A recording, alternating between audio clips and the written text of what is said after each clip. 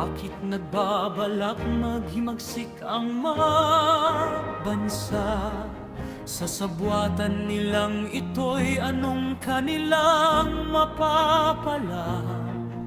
Mga hari ng lupa'y nagkasundo at sama-samang lumalaban.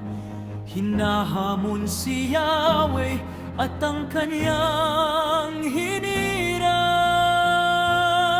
Sinasabi nila ang paghahari nila sa atin ay dapat nang matapos.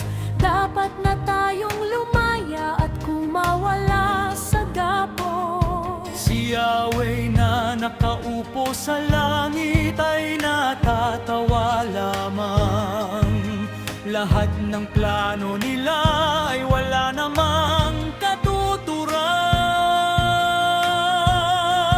Sa tindi ng kanyang galit, sila'y kanyang binalaan.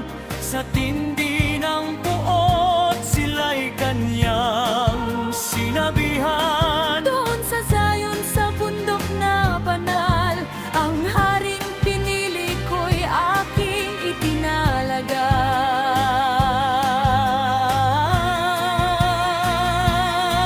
Ipahahayag ko ang sinabi sa akin ni Yahweh.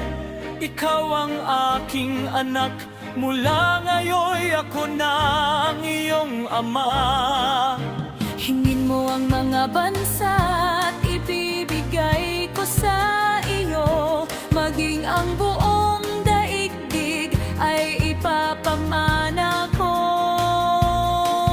Tudurugin mo sila ng tungkod na bakal, tulad ng palayo.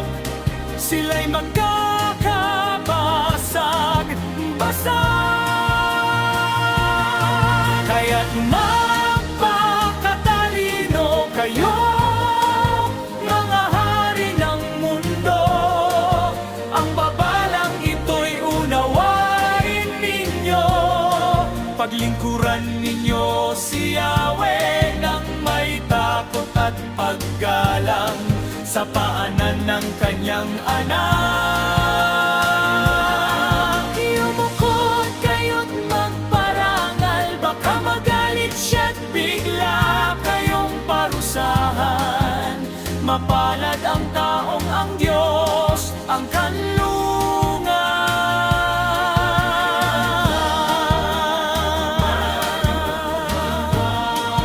Mga hari ng mundo, ang babalang ito'y unawain ninyo.